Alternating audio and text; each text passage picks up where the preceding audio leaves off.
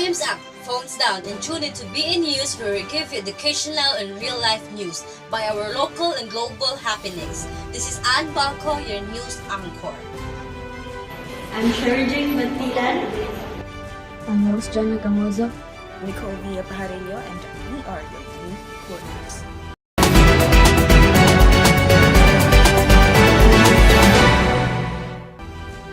Market forces are the factors that influence the price and availability of goods and services in a market economy.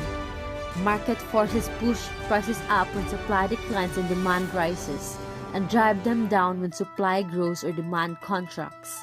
When demand equals supply for a product or service, the market is said to have reached equilibrium. In this context, supply means to provide something that is wanted. Income of consumers, price of substitute, price of complements, change in taste and fashion, as well as seasonal, and advertising are factors affecting demand.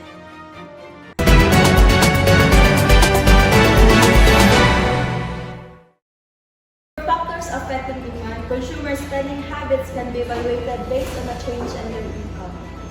With the news reported, the new wage hike in Central Visayas may have an impact on how consumers spend their wage on necessities. With this increase, Chef is statistical specialist of the Philippine Statistic Authority or PSA, Cebu Melchor Bautista said that the consumers always have perception on what to buy. Depending on their money on hand, some may think they can buy one more. A change in taste and fashion can also shift the demand curves. If goods become more fashionable, the demand curves shifts to the right, increasing demand at all price levels. If goods go out of fashion, the demand curve shifts to the left. Change in fashion and taste affect the demand for commodity. When he considers that goods are out of fashion, the law of demand becomes ineffective. Once the commodity goes out of fashion, consumers resist buying more even if the price falls. Reporting from Pulang-Pulang, I'm Sherjane Bantilan, BE News.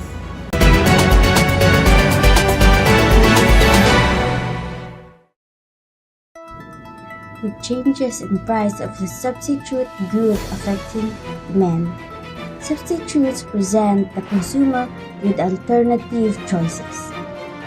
In the case of Android and iPhone, they offer similar functionality and form.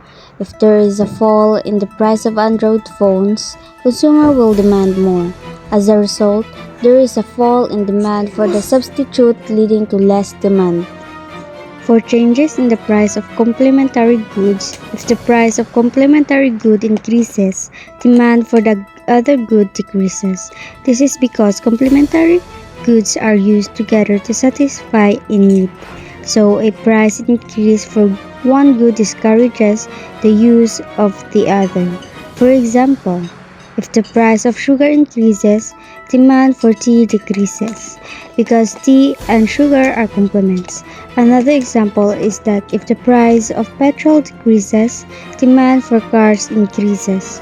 The relationship between the price of complementary good and demand is measured by cross price elasticity of demand.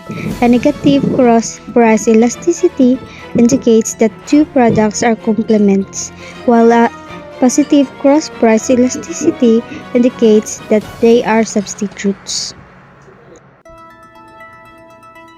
Live from UN main campus, I'm Rose Jana Gamoza, BE News Report.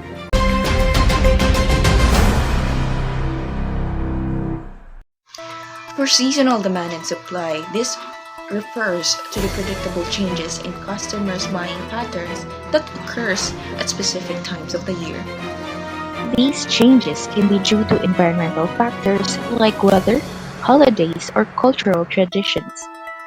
For example, if you live in a climate with cold winters and warm summer, your heating costs likely rise in the winter and fall in summer. You expect the seasonality of your heating costs to recur reasonably every year around the same time. Similarly, a company that sells sunscreen and tan products within the United States sees sales jump up in the summer as demand for their products increases. On the other hand, the company will likely see a significant drop in the winter. For advertising, it creates awareness and can generate more sales, but this doesn't independently affect demand. Demand also depends on consumer preferences. I am Nicole Villa Pajarillo, live from Sandawa, and that is the end of our news reporting. Thank you for watching.